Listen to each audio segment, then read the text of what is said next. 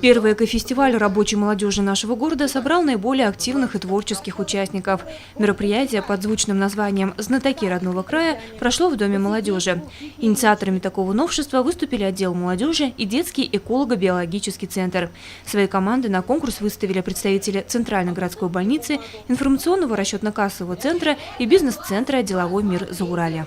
Они подготовили свои интересные выступления, посвященные году экологии и особо охраняемых природных территорий по Республике Башкортостан и Российской Федерации. Зрителями у нас здесь сегодня студенты, активная молодежь, члены общественных организаций.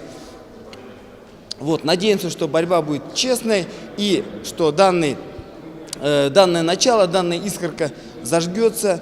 И в каждом учреждении по городу пройдут аналогичные мероприятия, а может быть даже наш опыт перенимет и республика, и другие города. Проводимый экофестиваль преследовал несколько целей. Помимо повышения экологической грамотности, это, конечно, возможность молодым сотрудникам городских организаций встретиться и пообщаться в неформальной обстановке, когда сухие доклады заменяют интересные и познавательные конкурсы. Мы принимаем первый раз на таком мероприятии, как рабочая молодежь города Сибая или же молодые предприниматели именно в сфере предпринимательской деятельности. Мероприятие организовано в первый раз. Надеюсь, пройдет все успешно, и мы победим. Наша команда называется «Экологический десант», то есть экодесант.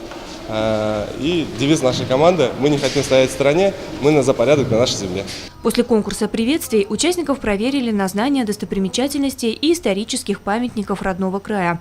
По представленным фотокадрам необходимо было угадать, что на них изображено. Организаторы подготовили для участников и много других испытаний. Среди них тесты на знание лекарственных растений и животных Башкортостана, состязание капитанов, музыкальное домашнее задание и даже конкурс «Угадай мелодию». С особым интересом команды подошли к конкурсу костюмов, когда необходимо было из бросового материала сотворить оригинальный наряд. Так Дилара Галямшина, сотрудница информационного расчетно-кассового центра, представила на суд жюри красивый образ лебедя, созданный из подручных средств. Образ лебедя у меня, так как занесенный в Красную книгу по республике и вообще, наверное, в мире. Костюм мы рекламируем, что можно из бытового материала сделать какие костюмы красивые, замечательные. Башкортостан богат красивыми местами, многие из которых до сих пор не до конца изучены. И здесь вариант только один – брать снаряжение и отправляться в походы.